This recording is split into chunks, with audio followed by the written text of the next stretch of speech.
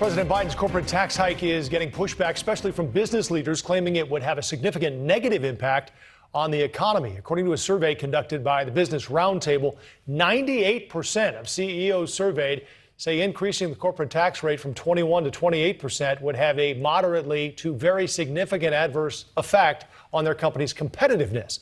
75% believe an increased tax burden would negatively impact investments in research and development and innovation. And 71% said the hike would negatively affect their ability to hire. And the National Association of Manufacturers says 1 million American jobs would be lost in the first 2 years of President Biden's $2.25 trillion spending plan alone. The President Biden says this bill is how America will win the future and raise trillions in revenue. So how is increasing taxes on some of America's largest job creators really going to affect the U.S. economy? Let's ask Hal Lambert. He's the founder and CEO of Point Bridge Capital. Hal, isn't all of this really sort of speculation until we see what ultimately happens? I mean, on both sides, not just this plan, but others.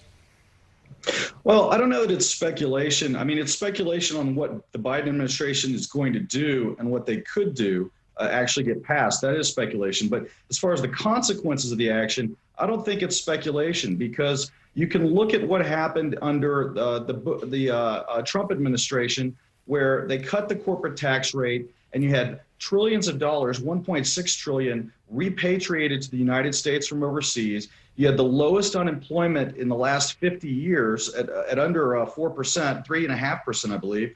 And you had the lowest unemployment for minorities in the history of keeping those records. So it is a job creator when you cut taxes. The opposite happens when you raise taxes. Well, it didn't pay for itself, though, did it, Hal? And that was the claim. At least it hadn't at the point where the pandemic hit.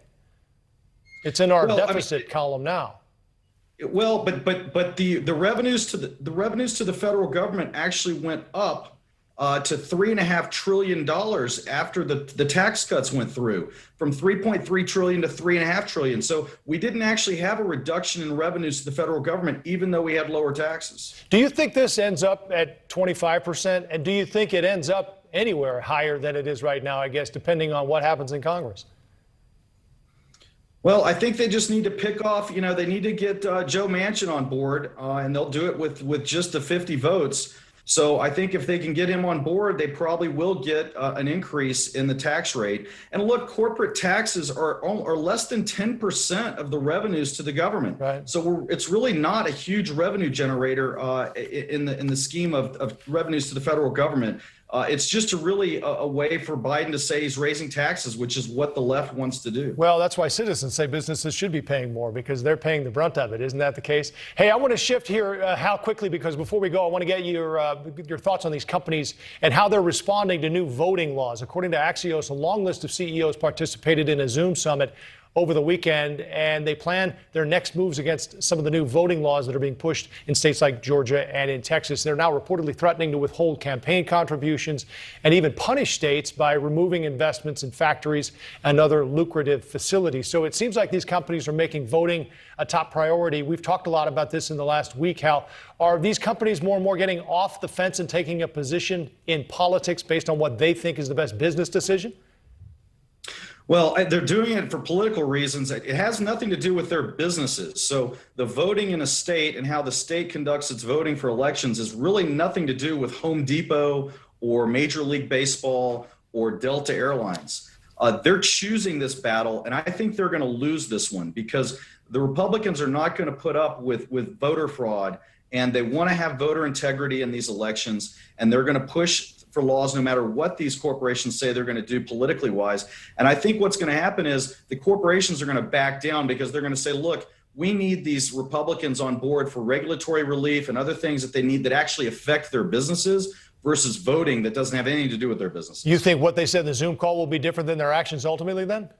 I do. I think they're going to look, it's a lot of work. They've got businesses and companies to run. Are they really going to spend all their time out trying to convince all these different states legislators to change their view on voting laws? That's a lot of effort, a lot of time, a lot of energy, a lot of money. I think it's going to be, at the end, I think this is just virtue signaling and a lot of just public comments that won't actually play out. All right. Hal Lambert, founder and CEO of Point Bridge Capital. We appreciate your time. Thanks.